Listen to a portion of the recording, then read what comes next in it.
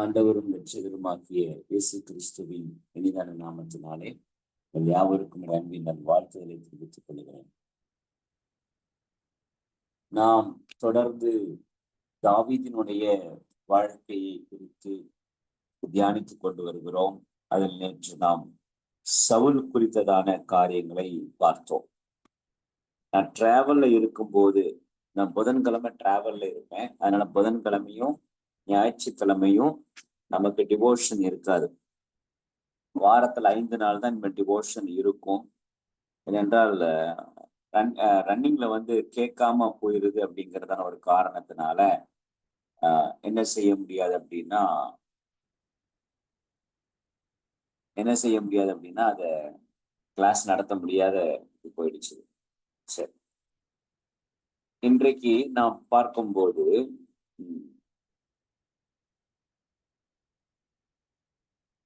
நல்ல செய்தியா கெட்ட செய்தியா, குட் ஆர் பேட் நியூஸ், இது சொன்ன உடனே நமக்கு தெரிஞ்சிடும் இது யாரை பத்தி நம்ம பேச போறோம் அப்படின்னு.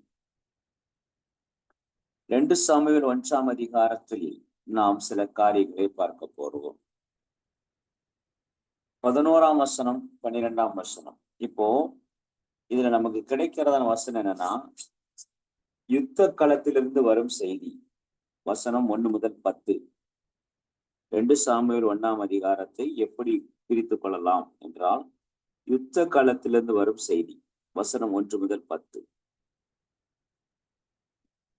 இதனுடைய பின்னணியும் 1 சாமுவேல் 31ஆம் அதிகாரம், 1 நாளாகமும் 10ஆம் அதிகாரம் 1 முதல் 14. தாவீதினுடைய தெய்வீகமான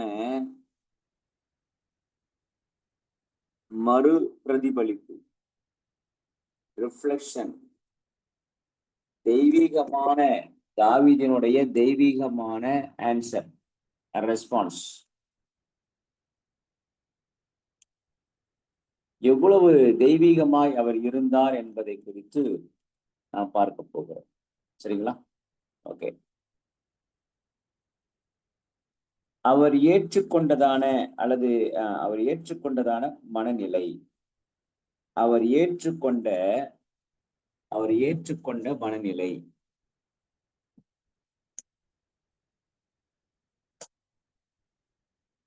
The attitude he adopted, அவர் ஏற்றுக்கொண்ட மனநிலை.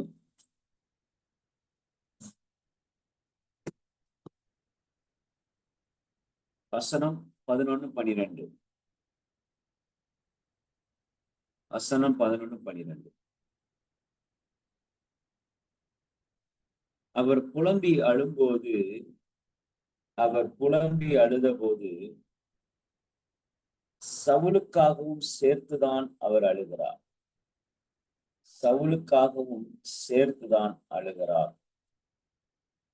வசனம் 11-12.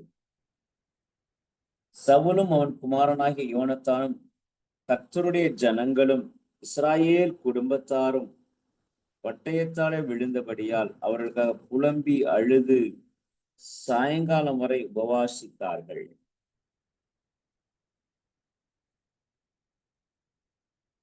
ஒரு ஜெயலலிதா இறந்த உடனே கலைஞர் ஒரு அறிக்கையை விட்டார். உன்னை ஆள வேண்டாம் என்று சொல்லவில்லை, உன்னை ஆள வேண்டாம் என்று தானே சொன்னோம், வாழ வேண்டாம் என்று சொல்லவில்லையே. அற்புதமான ஸ்டேட்மெண்ட். உன்னை ஆள வேண்டும் என்று, நீ ஆளக்கூடாது என்றுதான் நாங்கள் நினைத்தோம், வாழக்கூடாது என்று நாங்கள் நினைக்கவில்லை. இது ஒரு கண்ணியமான ஒரு வெளிப்பாடு. அதே போல திமுக காரங்க எழுதி கொடுத்ததான வாசகங்களை தான் அதிமுகவும் பயன்படுத்தினது. சந்தியாவின் மகளாக பிறந்து இந்தியாவின் மகளாக மரித்து விட்டாயே என்று சொல்லி. ஜெயலலிதாவுடைய அம்மா பேர் சந்தியாவின் மகளாக பிறந்து இந்தியாவின் மகளாக மரித்தாயே. இதெல்லாம் திமுக எழுதி கொடுத்த வாசகங்கள். இது எதற்காக சொல்கிறேன் என்றால், எதிராளி செத்து போயிட்டான், என்னை துரத்திக்கிட்டு தான் செத்து போயிட்டான்னு சொல்லிட்டு வேட்டு போட்டு கொண்டாடுகிறதான மனநிலை, இன்னைக்கு இருக்கிறது. ஒரு குறிப்பிட்ட பேராயர் ஒருத்தர் செத்து போயிட்டாரு. வேட்டு போட்டு கொண்டாடினாங்க. போயிட்டான்டா சாமி அப்படின்னு. ஆனா அவர் எந்த அளவுக்கு கொடூரமா இருந்திருப்பார். அப்போ இன்றைக்கு ஒரு ஒரு ஒரு ஒரு ஒரு ஒரு மரணத்தில் ஒரு மனிதனுடைய முடிவு இருக்கிறது. அந்த மனிதனுக்காக யார் எப்படி புலம்புகிறார்கள் என்பதுதான் செய்தி. எம்ஜிஆர குறிச்சு சொல்லுவாங்க. எம்ஜிஆர் என்ன சொல்லுவாங்க அப்படின்னா, ஆட்சியில் நடித்தார், ஆட்சியில் நடித்தார், திரையில் ஆண்டார். எம்ஜிஆர குறிச்சு நம்ம எல்லாரும் இன்னைக்கு வெளியில எப்படி ஃபோக்கஸ் பண்ணணும்னா, ஒரு கிசுகிசு கூட வரக்கூடாது. இதெல்லாம் வச்சிருப்பாங்க. ஏதாவது ஒருத்தன் ஏதாவது செஞ்சுட்டான்னா, மறுநாளே அவன அடிச்சு கொன்றுவாய்ங்க.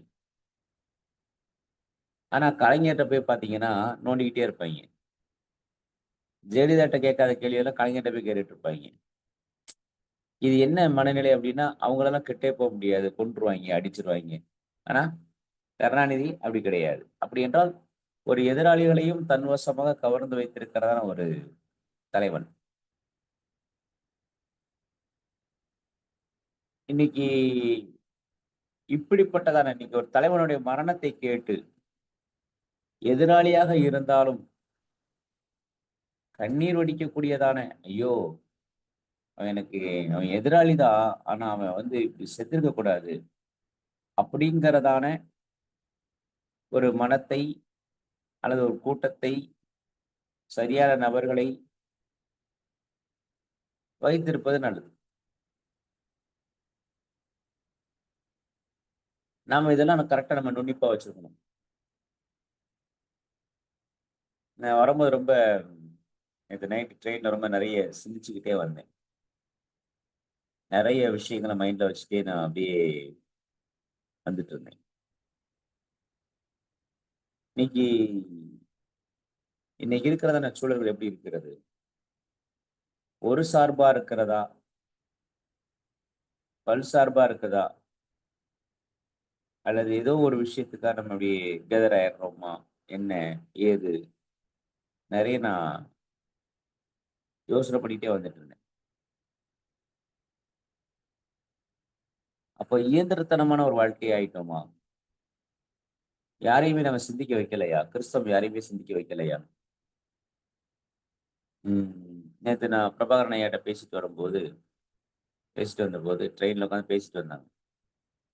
அப்ப நான் சொன்னேன், "தன்னை அறிதல் என்பதுதான் கிறிஸ்தவத்தினுடைய முக்கியம். நாம ஆண்டவர் சமூகத்துல வந்த உடனே இயந்திரத்தனமா மாறுறோம்" அப்படின்னு. சிரிச்சுக்கிட்டே இருந்தாரு. ஏன் அப்படின்னா, அது அது ஒரு லிங்க், அது ஒரு பிலாசபி.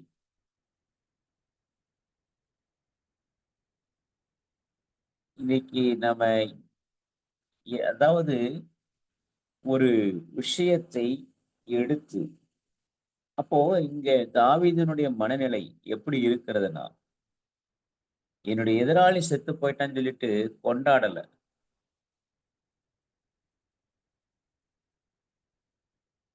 எதிராளி இப்படி செத்து போயிட்டானேன்னு சொல்லிட்டு அழுகிறார். உபவாசித்து அழுகிறார். சில பேர பார்த்தா இவன்லாம் செத்தா நல்லா இருக்கும் அப்படின்னு நமக்கு தோணும். நெனச்சிருப்போம். இல்லன்னே சொல்ல முடியாது. நான்லாம் நெனச்சிருக்கிறேன். நான் இல்லன்னு சொல்லல. இவன்லாம் செத்து போ மாட்டானா? இந்த அளவுக்கு இப்படி கொடுமையா இருக்கானே! அப்போ எந்த அளவுக்கு ஒரு இருதயத்தினுடைய கசப்பு வந்தால் இந்த வார்த்தை வரும். ஸ்தாபனங்கள்ல நடக்கிறதான எல்லா ஸ்தாபனங்களும் பெந்தேகோஸ்தே ஆகட்டும், சிஎஸ்ஐ ஆகட்டும், கேத்தலிக் ஆகட்டும், ஜெகோபைட்ஸ் ஆகட்டும், அர்த்தோமாவாகட்டும், ஏதோ ஒரு சார்பு, ஏதோ ஒரு நிலை எடுத்து செயல்படும்போது கிறிஸ்தவமும் நிறுவனமயமாக மாறிவிட்ட ஒரு காரணத்தினால ஏதோ ஒண்ணு எடுத்து செய்யும்போது, அது யாரோ ஒரு கசப்ப குடுத்துக்கிட்டே தான் இருக்கும். ஏன்னா, அவன் அந்த மனநிலையில அவன் மாத்த வைக்கப்படுகிறான். ரொம்ப நுண்ணிப்பா நம்ம சொல்லணும். அடுத்த லீடர் இவன் தான் தெரிஞ்சாலும் இவனெல்லாம் லீடரா வைக்கவா, இவனுக்கு கீழே நான் இருக்கவா, அவளுக்கு கீழே நான் இருக்கவா அப்படின்னு ரொம்ப டார்ச்சர் பண்ணிட்டாங்க நம்மள. இவன் செத்து போயிட்டான். நம்ம மனநிலை எப்படி இருக்கும்?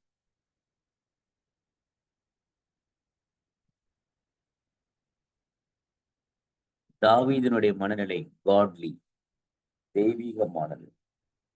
A genuine grief. சரியா சொல்லப் போனா a genuine grief.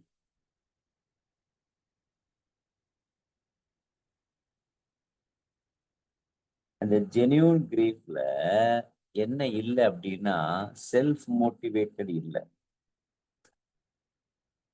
Self கன்சர்ன்ல, motivated by spirit. ஆவியானவரால் உந்தப்படுகிறார்.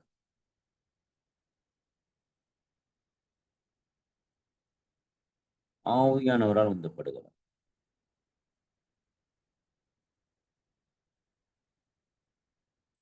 அப்போ ஒரு மனிதனுடைய முடிவை தேவன் வைத்திருக்கிறார். அவன் செஞ்சதுக்கெல்லாம் அவர் கணக்கு தீர்ப்பாரு.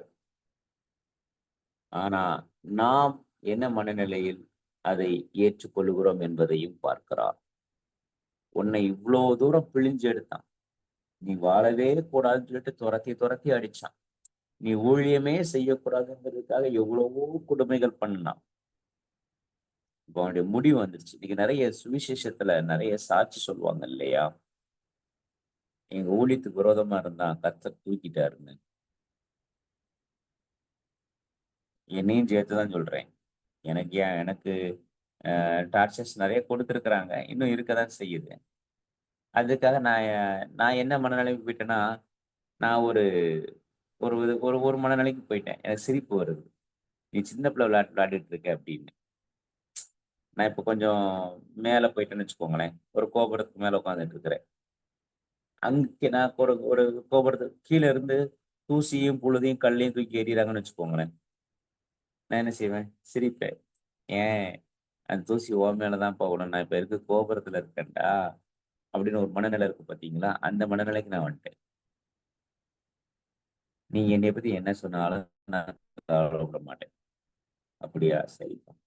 நீ ஏமாத்துக்காரன்னு சொன்னாலும், ஆமாப்பா நான் ஏமாத்துக்காரன் தான்.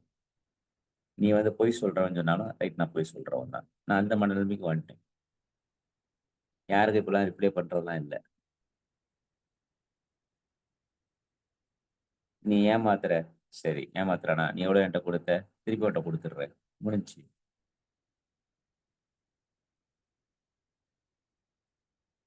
ஓகே. சரி. இது எதுக்கு சொல்றேன் அப்படின்னா, இப்போ நம்ம இ நம்மளுடைய இப்ப நமக்கு செம டார்ச்சர் ஆயிப்போச்சு. இப்போ அந்த டார்ச்சர் பண்ண ஆள் செத்துட்டான்னு வச்சுக்கோங்களேன். நம்ம என்ன சாட்சி சொல்லுவோம்? இந்த ஊழியத்துக்கு விரோதமா இருந்தவனை கர்த்தர் தூக்கிட்டாரு. இது சந்தோஷமா? அல்லது துக்கமா?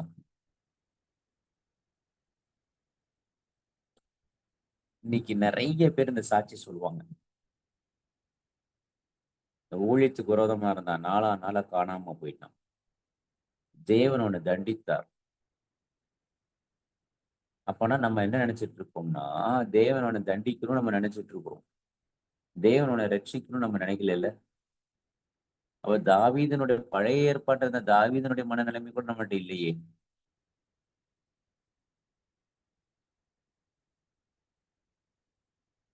ம்.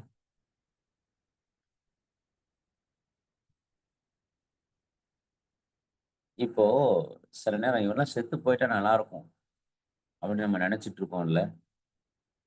நமக்கு நேர ஊழியத்துல, நம்முடைய வேலைப்பளுல அவன் சாகணும்னு நினைக்காதீங்க. அவன ஆண்டவர் மாற்றணும்னு நினைங்க. என் மனைவி டீச்சரா ஒர்க் பண்ணிட்டு இருந்தா. இவளுடைய ஜாப் வர வேண்டியது இன்னொரு டீச்சர் அத தட்டி பறிச்சுது. ஒரு 20 இயர்ஸ் பேக், 20, 23 இயர்ஸ் பேக். அப்போ அவ ஆண்டவரை ஏற்றுக்கொள்ளல. அப்போ அந்த வேலை இவங்க பறிச்சுட்டாங்க அப்படின்னு சொன்ன பிற்பாடு, ஆ அந்த டீச்சர் இவங்கள்ட்ட வேலை கேட்குது. எப்படி வேலை செய்யணும்னு தெரியலையே, டீச்சிங் பண்ணணும்னு தெரியலையேன்னு.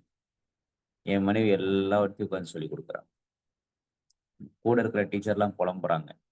நீ ஏன் அவளுக்கு சொல்ற? அவ தானே உன் ஜாப்ப கெடுத்துட்டு வந்திருக்கிறா. நீ ஏன் அவளுக்கு சொல்லிக் குடுக்குற? இல்ல மிஸ். அதுக்கு நான் என்ன செய்ய முடியும்? அது அவங்க பண்ணது. அதுக்காக அவங்க கேட்கறாங்க, நான் சொல்லிக் குடுக்காம இருக்க முடியாது. எல்லா ஒர்க்கும் சொல்லிக் குடுத்து அவங்களுக்கு எல்லா இதையும் செய்வா. அப்போ ப்ரமோஷன்ல வந்த உடனே அவங்க தானே சீனியாரிட்டி வருவாங்க. ப்ரமோஷன் வந்துச்சு. அப்ப என்னுடைய மனைவிக்கு ப்ரமோஷன் வந்துச்சு. இப்போ அது பயங்கர டார்ச்சர். செம்ம டார்ச்சர் பண்ணுச்சுது. எனக்கு என் என் மகாவே சண்டை போட போயிட்டா. "அப்படி என்னம்மா அவ? உன் வேலைய புடுங்கிட்டு தானம்மா உள்ள வந்தவா?" அப்படின்னு சொல்லிட்டு வீட்டு வரைக்கும் போயிட்டா. வாசல் வரைக்கும் போயிட்டா. அப்புறம் நான் புடிச்சு இழுத்துட்டு வந்தேன். அந்த அளவுக்கு கொடுமை, அந்த அளவுக்கு டார்ச்சர். என் மனைவி சொன்ன ஒரே விஷயம், "இல்லப்பா விட்டுருவோம்ப்பா. ஆண்டவர் பார்த்துக்கிடுவாரு. நாம எதுவுமே செய்யக்கூடாது. ஆண்டவர் வச்சுக்கிறாரு இல்லையா? ஆண்டவர்ட்ட விட்டுருவோம்." இன்னைக்கு வரைக்கும். இப்ப இப்ப இப்ப என் ஒய்ஃப் இப்ப ரிட்டயர்டு. விஆர்எஸ் குடுத்துட்டாங்க. ஆ விஆர்எஸ் குடுத்து கவர்மெண்ட்ல விஆர்எஸ் குடுத்தாச்சு. இன்னைக்கு வரைக்கும் எந்த பணபலமும் கிடையாது எங்களுக்கு. பை ஃபெய்த்ல ஓடிட்டு இருக்கிறோம். கிட்டத்தட்ட 5 மாசம் ஆச்சுது. 5 மாசத்துல நான் கிளாஸ் எடுக்கிறேன். அந்த ஆஃபரிங் அது மட்டும் தான் எங்களுக்கு. வேற ஒண்ணுமே இல்ல. எதுவுமே கிடையாது. ஆ பை காட்ஸ் கிரேஸ் நடத்திட்டு இருக்கிறாரு ஆண்டவர். வெளி மீட்டிங்ஸ்லாம் வெளி மீட்டிங்ஸ்லாம் போற மாரி தெரியும். அதெல்லாம் அங்க குடுக்குற ஆஃபர் சொன்னா சிரிப்பீங்க. அதெல்லாம் விட்டுருவோம். சரிங்களா? சரி. இன்னைக்கு வரைக்கும் அப்போ திடீர்னு அவங்களுக்கு ஸ்ட்ரோக் வந்துருச்சு. ஸ்ட்ரோக் வந்த உடனே வீட்லயே படுத்துட்டாங்க. இது என் மனைவிக்கு இது அவங்களுக்கு சொல்லல. இவங்க அ ஸ் அவங்க மெடிக்கல் லீவே போட்டுட்டு இருந்தாங்க. அப்புறம் ஸ்கூல்லேருந்தே சொல்ட்டாங்க. "நீங்க விஆர்எஸ் குடுக்க சொல்லிருங்க அந்த டீச்சர" அப்படின்ட்டாங்க. உடனே அவங்க விஆர்எஸ் குடுத்துட்டாங்க. அதுக்கு மேல பணிச்சுமை, பயங்கரமான பணிச்சுமை. இன்னைக்கு வரைக்கும் ஒரு முறுமுறுப்பு இல்லாமல் அனைத்தையும் செஞ்சு முடிச்சாங்க. ஹெட் மிஸ்ட்ரஸ் அது ஒரு பக்கம். எல்லா வேலைப்பளும் இவங்க மேல வந்துச்சுது. அப்ப நான் சொன்னேன், நம்ம சில விஷயங்கள் வந்து சொல்லும்போது, "ஜெபம் பண்ணுவோம்ப்பா" அப்படிம்பா. அவ்வளோதான். வேற ஒரு வார்த்தையும் பேச மாட்டா. இன்னைக்கு வரைக்கும் ஆச்சு. இப்ப வீட்ல தான் இருக்கிறாங்க. எங்களோட ஊழியத்துல தான் இருக்கிறாங்க. உண்மைய சொல்றேன். அவள்ட்ட இருந்து நான் நெறைய விஷயங்கள் நான் கத்துக்கிட்டேன்.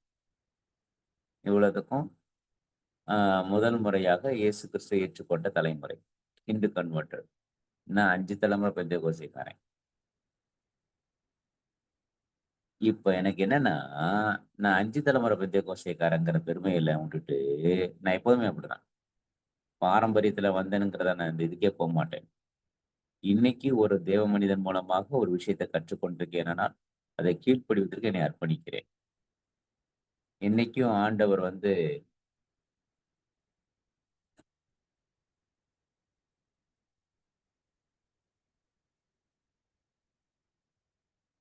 Zoom லிங்க் ஓப்பன் ஆக மாட்டேங்குது. காலையில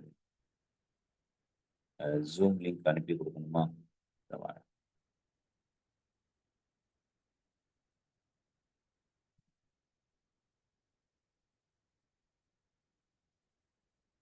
எல்லாத்துக்கும் ஒண்ணு போல தான் அனுப்புறோம். நீங்க அத சேவ் பண்ணி வச்சுக்கோங்க. இந்த Zoom லிங்க் நீங்க சேவ் பண்ணி வச்சுக்கணும். வேற வழியே கிடையாது. அப்போ நமக்கு மேல நம்மளை குறித்ததான ஒரு சாட்சி. எங்க அக்கா வந்து ஹெட் நர்ஸா இருந்து ரிட்டயர்ட் ஆனாங்க. மதுரை ஜிஹெச்ல. இப்ப மீனாட்சியில ஒர்க் பண்ணிட்டு இருக்கிறாங்க. அப்போ நம்மட்ட ஹீப்ரு படிச்ச சாந்தி அம்மாவுடைய வீடியோஸ எங்க ரிலேட்டிவ்ஸ்க்கு அனுப்பி வச்சிருந்தேன். என் அக்கா பார்த்துட்டு, "டேய் டேய் செம்ம டாக்டர் அம்மாடா இவங்க. இவங்க சாந்தி அம்மா இல்ல. எங்க ஹஸ்பண்ட் ஜெரால்ட் இல்ல. Doctor super doctor." ஐய்யய்யோ! அவங்க சொல்ற அந்த சாட்சிய பார்த்து அவ்ளோ பிரமிச்சு போய் நின்னேன். ஏனென்றால், நம்மள குறிச்சு ஒருத்தர குறிச்சு கேட்கும்போது தான் தெரிய வரும் இல்லையா? புறத்தை வைத்து நம்ம சொல்லிக் கொள்ள முடியாது. அப்போ அக்செப்ட் இங்க ஜென்யூன் கிரீவ் எப்படிதான் இருக்குது. ஒரு ஒரு துக்கம் நடந்த உடனே ஐயோ இவர் இருந்திருந்தா நல்லா இருந்திருக்குமே, அவர் தான் நிறைய டார்ச்சர் பண்ணியிருக்கிறாரு, அவர் தான் நிறைய ஊசி மாதிரி இருந்திருக்கிறாரு. ஆனா அவர் செத்துட்டாருங்கிறத நம்ம சந்தோஷப்படுறோமா இல்ல துக்கப்படுறோமா?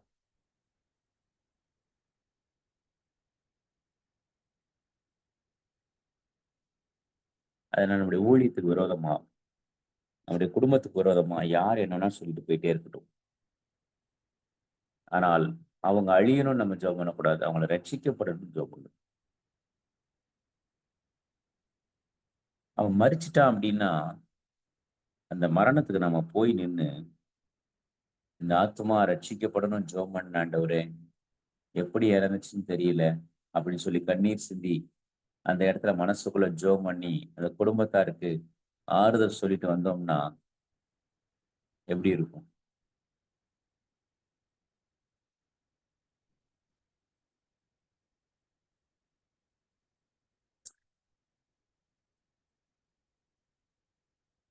நமக்கு கோபம் வரதான் செய்யும்.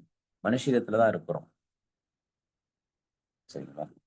ஆகவே மிஷன் ஃபீல்ட்ல நடக்கிறதான சில விஷயங்கள் ஆண்டவர் தூக்கிட்டாரு, கைய உடைச்சுட்டாரு, கால உடைச்சுட்டாரு, உட்கார வச்சுட்டாரு. அத அவர் பார்த்துக்கிடுவார். அதை பார்த்து நாம் மகிழ்கிறோமா? துக்கப்படுகிறோமா? அதுக்காக நம்ம ஜெபிக்கிறோமாங்கிறது ஆண்டவருடைய கேள்வி. ஆண்டவர் பார்க்கிறாரு. என் இருதயத்த பார்க்கிறாரு. அவன அடிச்சு உட்கார வச்சுட்டேன். சரி ஆண்டவரே செஞ்சுட்டாரு. அடிச்சு உட்கார வச்சுட்டாருன்னு வச்சுக்கோங்க. நீங்க மகிழ்ச்சியா சாட்சி சொல்வீங்களா? வேதனைப்படுறீங்களா? அல்லது அந்த ஆத்துமக்காக ஜெபம் பண்றீங்களா? அல்லது அவன போய் சந்திக்க போறீங்களான்னு சொல்லிட்டு ஆண்டவர் டெஸ்ட் பண்ணுவார் நம்மள.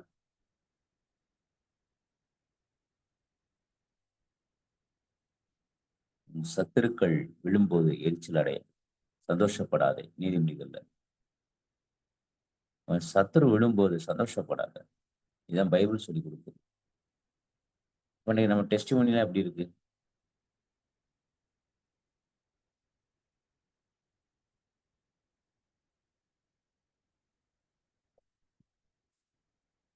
இப்ப நம்ம எதை உற்சாகப்படுத்துகிறோம்? நம்ம எதை உற்சாகப்படுத்துகிறோம்?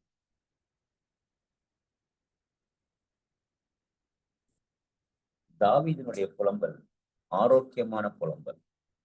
காட்லி, மோட்டிவேட்டட் பை ஸ்பிரிச்சுவல்.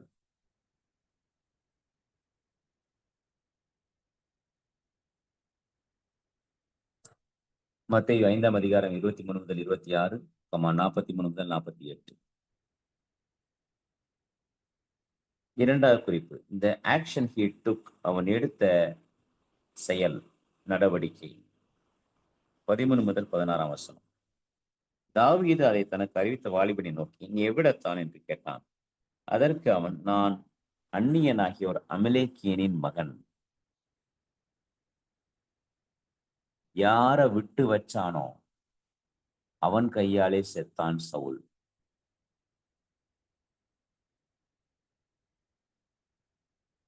யாரை விட்டு வைத்தானோ அவன் கையாலே மரித்தார் சவுல்.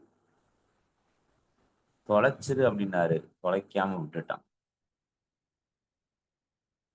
தாவீதுக்கு ஒரு சான்ஸ் கிடைச்சிச்சு, ஆனா அதை செய்யல.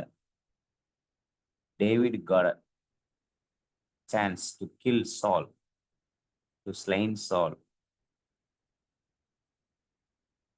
but he never.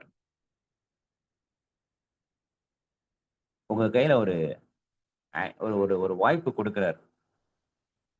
நீங்க நினைச்சா அது நியாயம்தான். It's a right action. But நாம என்ன செய்யறோம் அப்படிங்கிறத பார்ப்பார். இப்ப என்கிட்ட ஒரு கொடுத்துட்டு சரி என்ன செய்யறான்னு பார்ப்போம். இந்த என்ன செய்யறான்னு பார்ப்போங்கிறது இருக்கு இல்லையா, எவ்வளவு வேல்யூபிள் தெரியுமா? மூன்றாவது, இந்த ஆங்கியூஷ் ஹி எக்ஸ்பிரஸ்ட், அவர் வெளிப்படுத்தியதான துக்கம். 17 முதல் 27 வரை. யோனத்தானுக்காக புலம்பினான், சவுலுக்காக புலம்பினான். சவுலுக்காக புலம்பிய போது அதில் ஒரு துதி இருந்தது.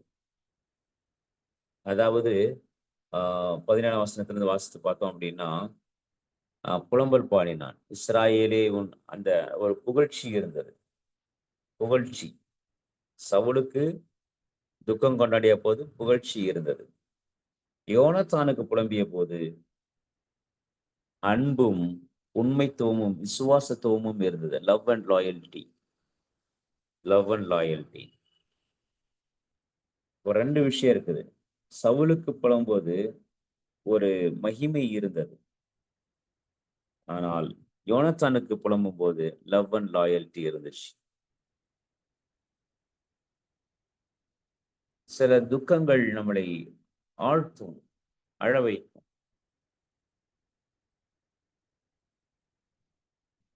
அதில் வெளிப்படுகிறதான வார்த்தைகள் என்னவாய் இருக்கும்?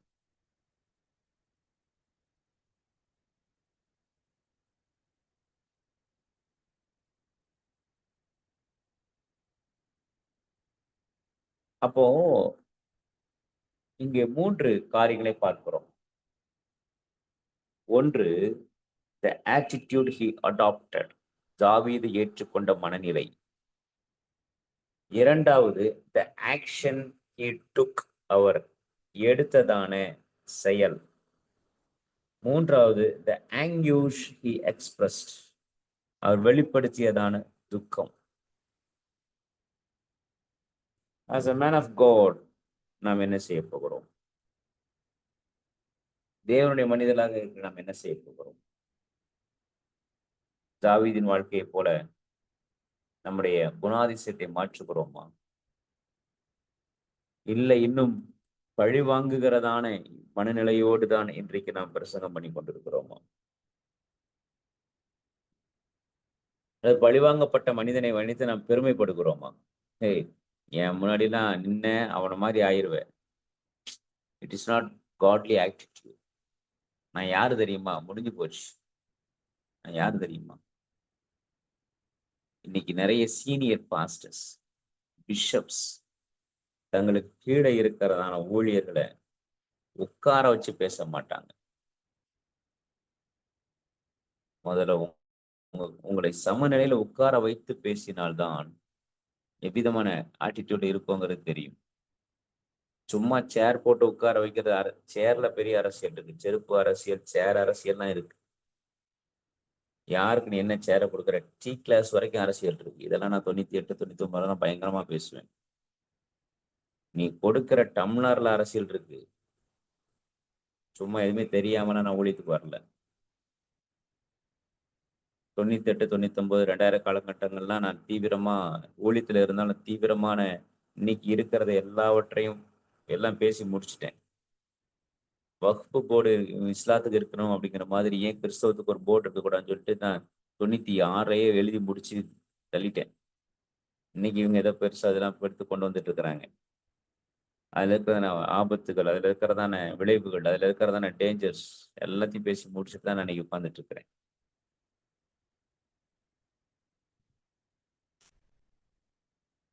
அதனால குடிக்கிற டீ கிளாஸ்ல இருந்து வீட்டுக்குள்ள கொடுக்குற கிளாஸ் வரைக்கும் நீ எப்படி அடையாளப்படுத்தி கொடுக்குற? சமமா கொடுக்கியா? சமமா நினைக்கியா? இதை எப்படி நினைக்கிறீங்க அப்படிங்கிறதெல்லாம் பார்த்துட்டு வந்து தான் நான் அந்த ஊழியத்துல உட்காந்துட்டு இருக்கிறேன்.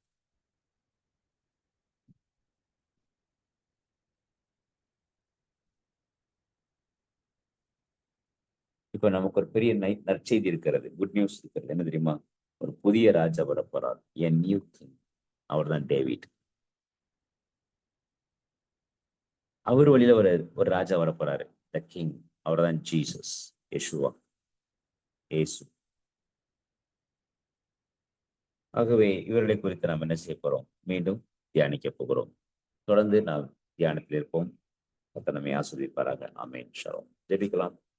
பிதாவே, உம்முடைய குமாரனாகிய இயேசு கிறிஸ்துவின் நாமத்தில் வருகிறோம்.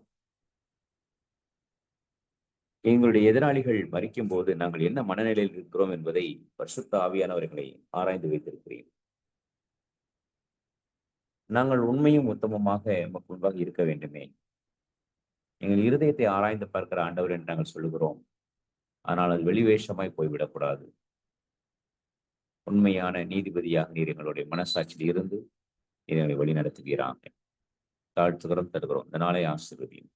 எல்லோருடைய ஊழியங்களையும் ஆசீர்வதித்து விசுவாச பிள்ளைகளை பாதுகாத்துக் கொள்ளு. போக்கின வாரத்திலும் சுற்றிலும் நீர் ஆண்டவரே வேலையடைத்து பாதுகாப்பீராம்.